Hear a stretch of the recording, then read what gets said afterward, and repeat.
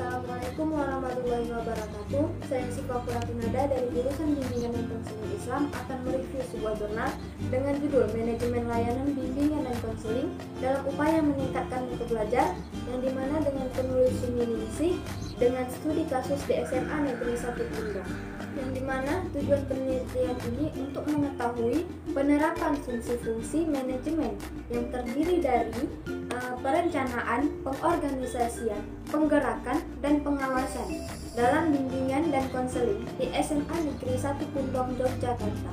Metode penelitian, jenis penelitian yang digunakan oleh penulis ialah penelitian kualitatif, yang dimana penelitian ini difokuskan pada manajemen layanan bimbingan konseling yang meliputi perencanaan program pengorganisasian, pelaksanaan program, evaluasi, dan pengawasan pengendalian, analisis, dan tindak lanjut. Dalam upaya meningkatkan mutu belajar dan data yang didapatkan oleh penulis berasal dari hasil wawancara, catatan lapangan, dokumen pribadi, dan dokumen resmi lainnya. Poin selanjutnya, hasil penelitian dan pembahasan.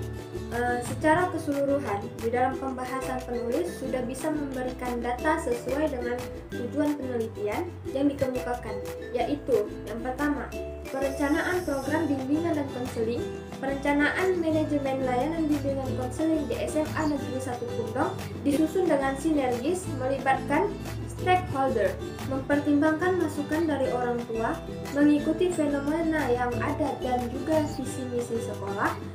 Dalam pelaksanaannya, juga guru BK di SMA Negeri 1 Pindong ini juga selalu melakukan evaluasi setiap selesai melaksanakan suatu kegiatan. Hasil evaluasi tersebut digunakan untuk acuan dalam penyelenggaraan program selanjutnya dan sebagai salah satu acuan dalam menganalisis kebutuhan. Poin kedua itu ada pengorganisasian program bimbingan dan konseling. Pengorganisasian bimbingan dan konseling ini berkenaan dengan bagaimana layanan bimbingan dan konseling itu dikelola dan diorganisir. Fungsi pengorganisasian ini dilaksanakan oleh kepala sekolah dan madrasah, koordinator bimbingan dan konseling, dan atau guru BK. Pada tahap pengorganisasian pelayanan bimbingan dan konseling, dengan menetapkan sumber daya manusia atau sering disebut juga dengan SDM yang akan melaksanakan layanan serta mengelola fasilitas dan sarana yang diperlukan. Poin ketiga itu ada pelaksanaan program bimbingan dan konseling. Dalam pelaksanaannya itu guru BK masuk kelas saat jam pembelajaran kosong atau saat khusus 15 menit di awal jam pertama. Jika ada guru mata pelajaran yang berhalangan hadir, guru tersebut akan menghubungi guru BK untuk bisa mengisi jam tersebut.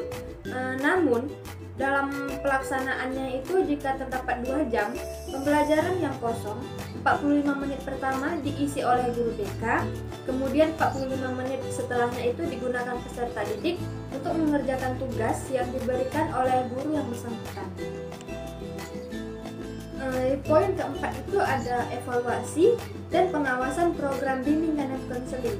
Evaluasi kegiatan bimbingan dan konseling di SMA Negeri 1 Pindong ini dilakukan oleh guru BK maupun kepala sekolah. Guru BK itu memberikan berbagai evaluasi, meliputi evaluasi input atau peserta didik, evaluasi proses, dan evaluasi hasil. Sedangkan kepala sekolah itu hanya memberikan evaluasi proses dan hasil saja melalui laporan dari guru BK. Pelaksanaan evaluasi program BK di SMA Negeri 1 Pindong ini dilakukan mulai dari evaluasi perencanaan hingga evaluasi pelaksanaan kegiatan. Kegiatan evaluasi yang dilakukan oleh guru BK itu sudah mencakup evaluasi pelaksanaan kegiatan, dan dalam kegiatan evaluasi tersebut sudah mencakup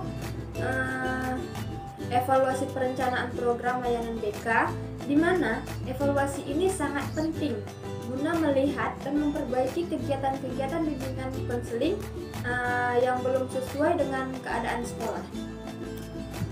Jadi hasil penelitian yang telah diperoleh itu menunjukkan dalam layanan BK di SMA Negeri 1 Pindong ini sudah terdapat perencanaan kegiatan dalam bentuk tertulis, dan hal tersebut itu harus ditingkatkan guna mendapatkan pedoman kegiatan BK yang dilaksanakan di sekolah secara lebih rinci di kemudian hari.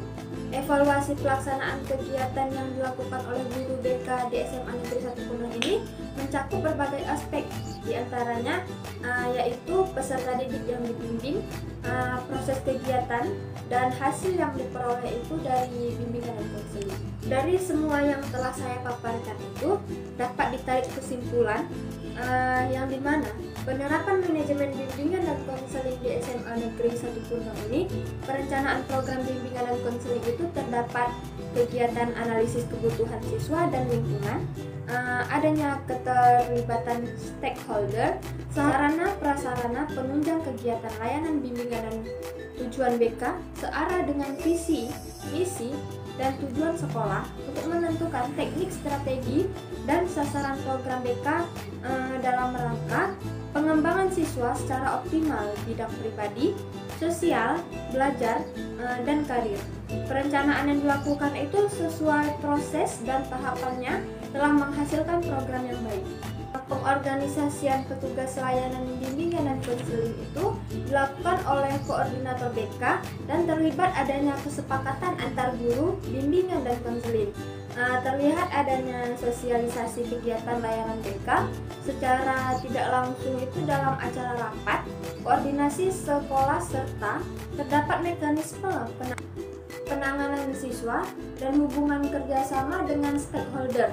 Pelaksanaan kegiatan bimbingan dan konseling ini telah mengacu pada satuan kegiatan layanan dan satuan kegiatan pendukung sesuai program yang dibuat, meskipun dalam pelaksanaannya itu dilakukan secara insidental tanpa adanya jam pelajaran khusus bimbingan dan konseling. Pengawasan hasil layanan bimbingan dan konseling ini terdapat adanya pencatatan agenda kegiatan harian dan mingguan yang dituangkan dalam laporan bulanan untuk evaluasi kesesuaian antara perencanaan program yang dibuat dengan pelaksanaan kegiatan yang dilakukan, serta membuat laporan semester dan tahunan untuk dilaporkan kepada kepala sekolah. Sekian dari kesimpulan yang saya paparkan tadi. Kemudian dalam jurnal ini mendapat kelebihan dan kekurangan, yang dimana kelebihannya itu jika dilihat dari abstraknya, penulis menggunakan format bahasa Inggris yang dimana mendukung jurnal ini berpotensi menjadi rujukan internasional. Selain itu, kelebihannya itu dapat dilihat dari metode penelitian yang digunakan itu yaitu penelitian kualitatif, yang dimana menyajikan sebuah data dengan sangat valid dan dipertanggungjawabkan. Kemudian itu ada kekurangan, yang dimana di dalam jurnal ini tidak memiliki kekurangan karena data yang disajikan itu sudah sangat lengkap dan valid. Sekian dari video review jurnal yang telah saya paparkan. Maaf jika banyak kekurangan karena kesempurnaan itu hanyalah milik Allah. Wassalamualaikum warahmatullahi wabarakatuh.